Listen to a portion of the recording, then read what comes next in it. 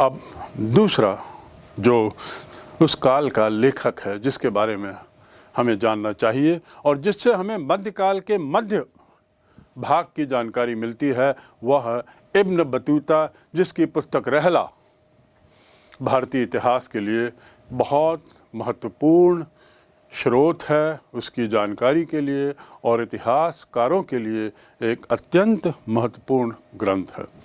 ये अरब से आए हुए बहुत से जो यात्री आए उन्होंने पुस्तकें लिखी, अरबी भाषा में भी लिखी, लेकिन रहला जो है वह कई कारणों से विशेष रूप से हमारे इतिहासकारों को ज़्यादा पसंद आई। और उसका एक कारण शायद ये हो सकता है कि रहला का रचयिता इब्न बतूता स्वयं एक बहुत बड़ा विद्वान था, स्वयं एक साहित्यिक व्यक्ति था, विद्वान था। ये पुस्तक 14वीं शताब्दी के भारत पर प्रकाश डालती है, यानी तुगलक काल पर, और विशेष रूप से मोहम्मद बिन तुगलक के शासन पर इस पर हमको काफ़ी विस्तार से जिक्र मिलता है। पुस्तक अरबी में लिखी गई है और क्योंकि वह स्वयं विद्वान और शिक्षित था, इसकी भाषा भी बड़ी अच्छी है और इतिहासकारों को इसे पढ़ने में रास आता है। इस रहला पुस्तक का जो रचयिता है इब्न बतूता, उसने इस पुस्तक में एक जगह लिखा है कि मैं अकेला ही चल पड़ा क्योंकि मुझे यात्राएं पसंद थीं और अभी प्रभावी आवेग और प्रसिद्ध पुण्य स्थानों को देखने की उत्कंठा ने उसे अपने घर से वैसे ही बाहर निकाल दिया जिस तरीके से चिड़िया अपने घोंसले को छोड़ देती है। इससे पता लगता है कि वो कितने तीव्र इच्छा के साथ इन नए स्थानों की ओर आना चाहता था, नए स्थानों को जानना चाहता था, भ्रमण करना चाहता था और अपने स्वयं के अनुभव के आधार पे ज्ञानार्जन करना चाहता था। जब वो अपने निवास से निकला, वहाँ उसका जन्म जो हुआ था वह मोरक्को, तंजियर्स, दक्षिण अफ्रीका में 1304 में उसका जन्म हुआ, जनवरी 1304 मोरक्को में, और 22 वर्ष की उम्र में वह निकल पड़ा। कल्पना करिए, आज से 700 साल पहले एक 22 साल का लड़का, उसमें ये तीव्र उत्कंठा उत्पन्न हो कि मैं दुनिया देखूं। उस काल में जब इस तरह की संचार व्यवस्था, परिवहन व्यवस्था आदि नहीं थी, लेकिन वह निकल पड़ा और उसने जो रास्ता लिया उस रास्ते के माध्यम से वह अंत में भारत पहुंचा। जो मार्ग था वह पूरे अफ्रीका को होते हुए, दक्षिणी अफ्रीका को होते हुए वह वहाँ से निकल के भारत में मोहम्मद बिन तुगलक के काल में पहुंचा। शरिया का विशेषज्ञ था उसका परिवार और अपने क्षेत्र में उसकी विद्वत्ता के लिए प्रसिद्ध था। बहुत शिक्षित परिवार था, बुद्धिमान, साहित्यिक रुझान और साथ ही शास्त्रीय शिक्षा, साहित्यिक शिक्षा का उसे बड़ा शौक था। प्रारंभ से ही यात्राओं को, जैसे मैंने बताया कि उसने यात्राओं को ज्ञानार्जन के लिए अधिक महत्व दिया बजाय पुस्तकों को। वह स्वयं के अनुभव से ज्ञान अर्जित करना चाह रहा था और नए नए स्थानों के लिए उसमें रुचि थी, नए नए जगहों को जानना चाहता था, नए नए समाज से वह जुड़ना चाहता था और उसके अनुभव से ज्ञान लेना चाहता था। 1332 में उसने भारत के लिए प्रस्थान किया और भारत के लिए प्रस्थान करते हुए रास्ते में 1333 में थल मार्ग से वो सिंध पहुंचा और इस मार्ग में पहुंचते पहुंचते उसने जो क्षेत्र यहाँ पर देखे वे थे बहुत सारे तटीय बंदरगाह, जिसमें एक तो मक्का तो था ही, फिर उसके बाद सीरिया, इराक, फारस, यमन, ओमान, पूर्वी अफ्रीका आदि आदि। इतने देशों को घूमते हुए वह अंततः 1334 में भारत पहुंचा और भारत आते आते उसको मोहम्मद बिन तुगलक के बारे में काफ़ी जानकारी मिल गई थी और वह जान चुका था कि मोहम्मद बिन तुगलक एक स्वयं बहुत विद्वान राजा हैं और उसके पास जाने से इब्न बतूता को स्वयं को लगा कि फ़ायदा होगा। तो इस तरह वह 1334 में दिल्ली पहुंचा। जैसा मैंने कहा, इब्न बतूता ने मोहम्मद बिन तुगलक के बारे में काफ़ी कुछ सुन रखा था, उसकी उदारता के बारे में, उसके द्वारा दिए गए संरक्षण के बारे में, और उसको ये विश्वास था कि जितना उसने अध्ययन किया है या जाना है, उसके आधार पे यह सुनिश्चित था कि मोहम्मद बिन तुगलक उसे भी सही संरक्षण देगा। और स्वयं क्योंकि कला आदि का पारखी था, साहित्य में रुचि थी, इसलिए इब्न बतूता का समय भी उसके साथ अच्छा गुजरेगा। इसी उम्मीद के साथ उसने दिल्ली की ओर कूच किया और मुल्तान उच्च होते हुए दिल्ली पहुंचा। इस यात्रा में मुल्तान से दिल्ली आने में उसे लगभग 40 दिन लग गए। तुगलक ने विद्वत्ता से प्रभावित होकर उसे काजी बनाया, काजी यानी न्यायाधीश, और इस पद पर वह लगभग 8 वर्ष रहा। और इस प्रकार उसने मोहम्मद बिन तुगलक के दरबार में एक न्यायाधीश के रूप में उसके शासन में एक सेवा दी। दुर्भाग्य से समय के साथ साथ दोनों के बीच में किसी तरह की गलतफहमी हो गई, और परिणाम ये हुआ कि मोहम्मद बिन तुगलक ने इब्न बतूता को मात्र काजी के पद से निकाला ही नहीं, बल्कि उसे बंदी बना लिया। बंदी बनाने के बाद ये कुछ समय पश्चात जब अनबन का कारण और ज़्यादा स्पष्ट हुआ, तो मोहम्मद बिन तुगलक को स्पष्ट हुआ कि शायद उसे इस तरह की सज़ा देना इब्न बतूता को जायज़ नहीं था, और उसने उन्हें कारावास से मुक्त किया और उसे पुनः राजकीय सेवा में लिया। लेकिन राजकीय सेवा में लेने के बाद इब्न बतूता को मोहम्मद बिन तुगलक ने चीन में, मंगोल में उसे एक दूत के रूप में, मंगोल शासक के दरबार में दूत के रूप में भेज दिया। इस प्रकार यहाँ से इब्न बतूता की दूसरी यात्रा का दौर शुरू होता है।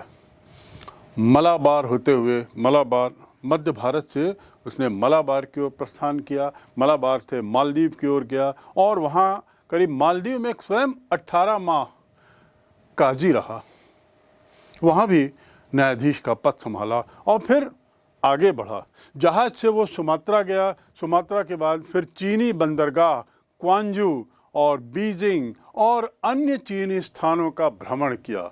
उसने चीन को काफ़ी पर्याप्त दृष्टि से देखा और चीन के वृत्तांतों को उसने अपनी कलम से लिखा। उसके जो वृत्तांत हैं इतिहासकारों की नज़र में, उसके वृत्तांत, उसके यात्रा वर्णन इतने अच्छे हैं कि उसकी तुलना मार्को पोलो के द्वारा लिखे गए उसके वेनिस यात्रा के वृत्तांतों से की जा सकती है। मार्को पोलो का वृत्तांत जो दुनिया में है, यात्रा का वर्णन, वह सर्वश्रेष्ठ माना जाता है, और इब्न बतूता के चीन के संदर्भ में की गई यात्रा वृत्तांतों के वर्णन को भी इतिहासकारों ने लगभग उसी के बराबर आंका है।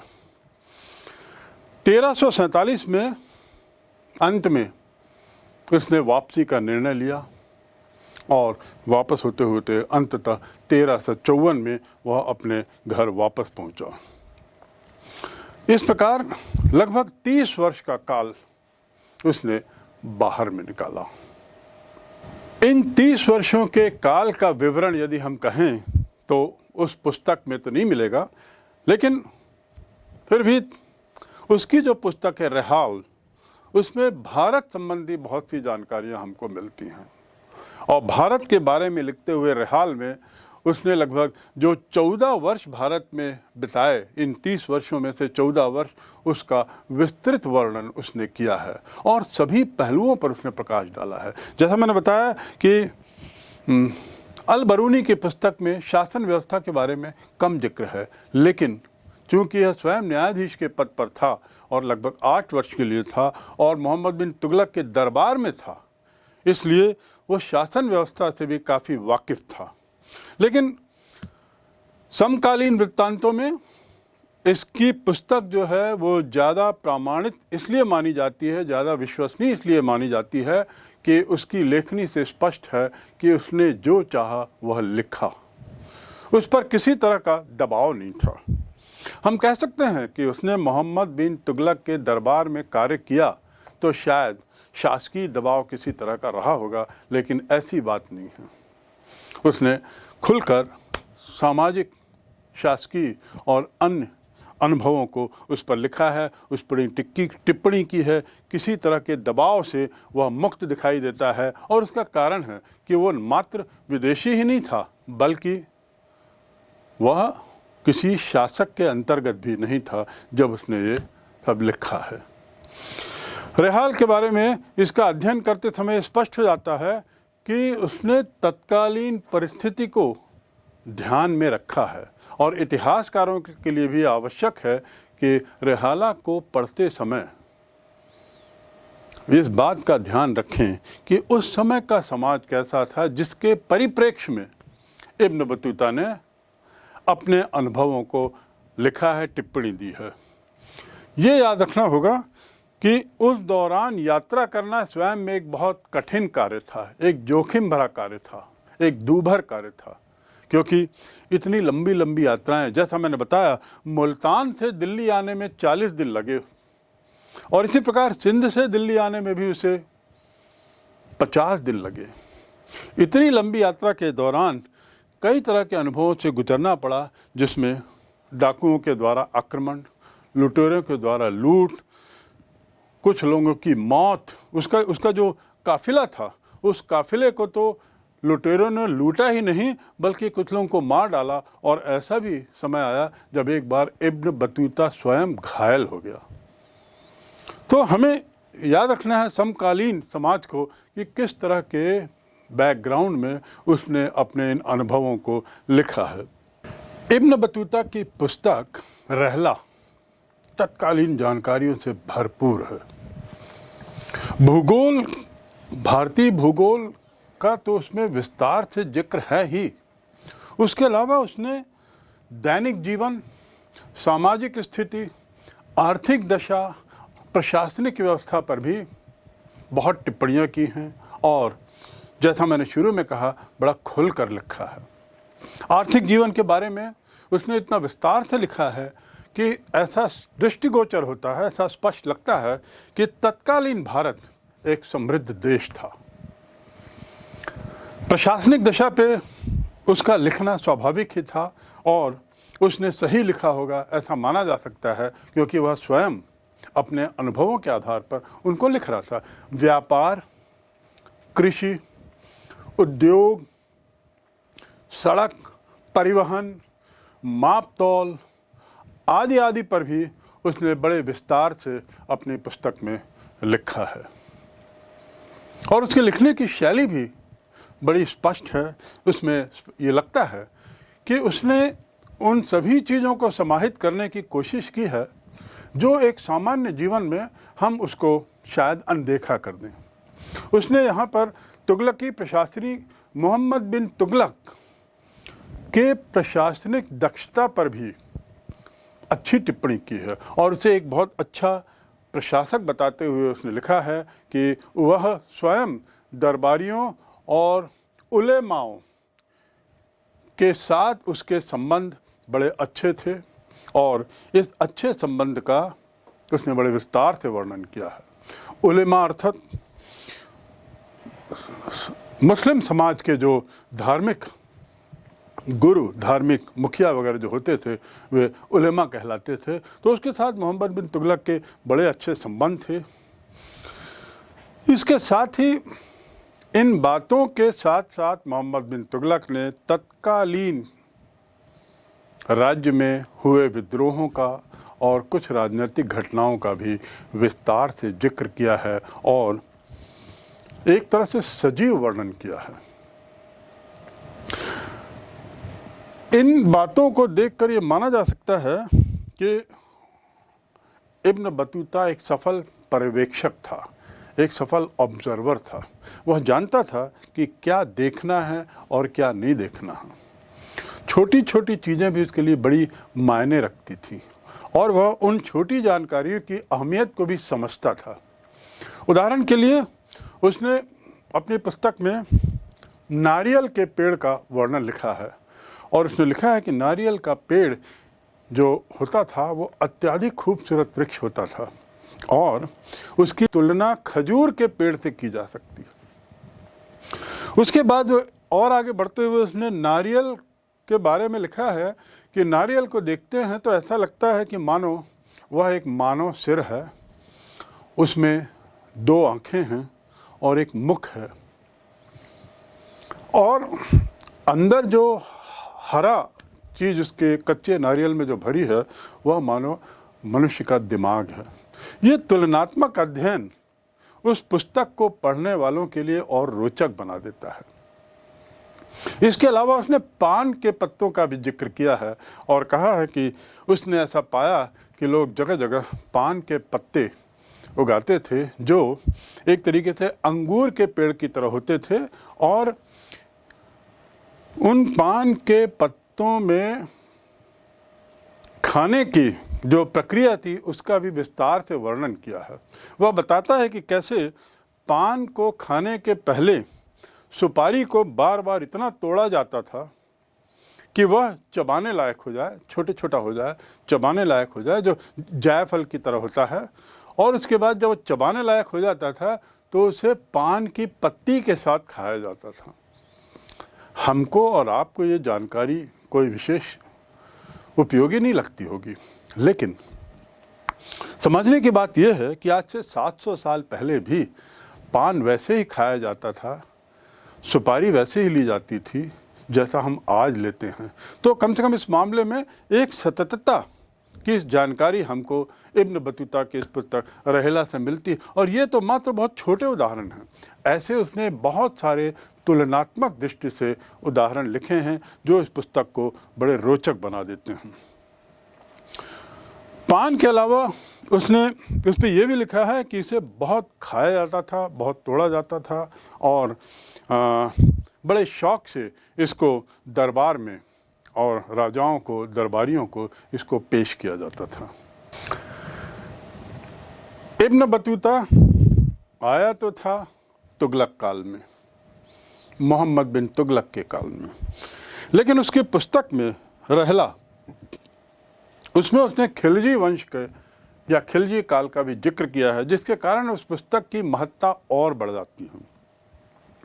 और ख्याल रखें कि खिलजी वंश के समाप्ति के करीब 13 साल बाद वह भारत आया। खिलजी वंश की समाप्ति 1320 में हुई और वह स्वयं भारत पहुंचा 1333-34 में।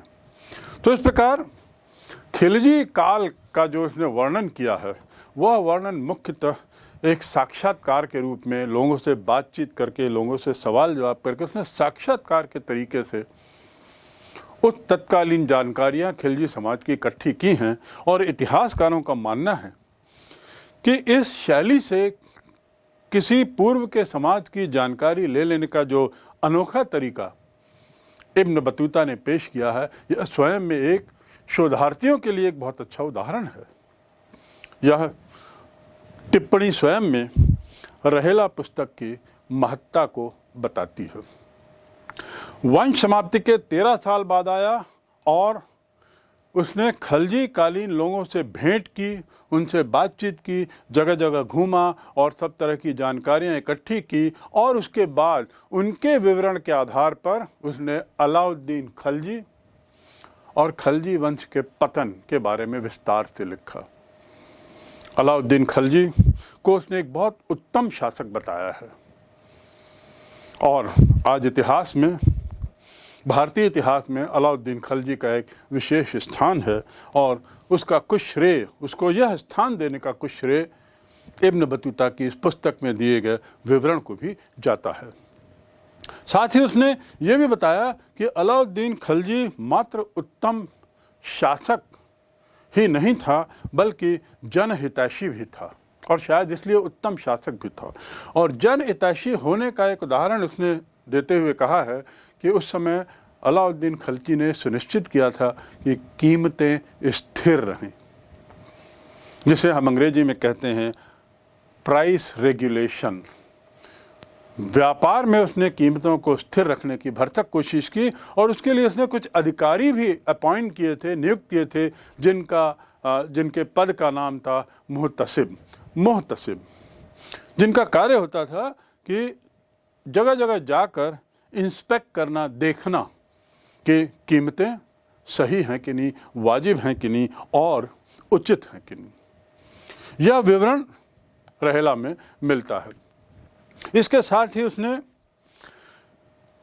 अलाउद्दीन खलजी के पुत्रों के नाम भी गिनाए हैं, और उसने लिखा है कि उसमें जो कुतुबुद्दीन खिलजी था उसके प्रति अलाउद्दीन बड़ा कठोर था। अलाउद्दीन के बाद कुतुबुद्दीन खान, और उसके बाद कुतुबुद्दीन मुबारक, और उसके बाद सुल्तान बनने से लेकर खुसरो खान तक की कहानी, कुतुबुद्दीन मुबारक से लेकर खुसरो खान तक की कहानी का उसने विस्तार से उसमें जिक्र किया है, उसका विवरण दिया है। सारे घटनाक्रम को बड़े विस्तृत तरीके से, यथार्थ तरीके से उसने पेश करने की कोशिश की है। इसका विवरण जो है बड़ा सजीव है। साथ उसके बाद, इस विवरण का जिक्र करने के बाद, खुसरो खान ने जो कुछ कार्य किए उस पर इब्न बतूता ने टिप्पणी भी की है, और उसने लिखा है कि खुसरो खान हिंदुओं के प्रति नरम था। वह हिंदुओं के लिए काफ़ी कुछ करने के लिए तैयार था और उनके लिए विशेष रूप से प्रभावित था। उसने ये भी लिखा है कि गौ हत्या पर पाबंदी लगा दी गई थी, और उसके साथ ही उसने गौमूत्र को औषधि के रूप में, एक पूर्ण पुण्य वस्तु के रूप में उपयोग करने का प्रचार भी किया। यानी हिंदू प्रथा और हिंदू परंपराओं के प्रति खुसरो खान की नरमी को उसने स्पष्ट रूप से परिलक्षित किया है। साथ ही खुसरो खान ने मुसलमानों को भी आह्वान किया है कि वे लोग भी, जैसे हिंदू गोबर से दीवार लीपते हैं, गोबर से अपनी दीवारों को लीपते हैं, उसी तरह मुसलमान भी ऐसा करें। दुर्भाग्य से उसके इस हिंदुओं के प्रति हुए झुकाव के कारण कई मुसलमान उससे नाराज हुए और गयासुद्दीन तुगलक के सहायक बन गए, उसकी तरफ झुक गए, और उसके बाद खलजी वंश का पतन होना शुरू हुआ, और उसका पूरा विवरण इसने अपनी पुस्तक में दिया है।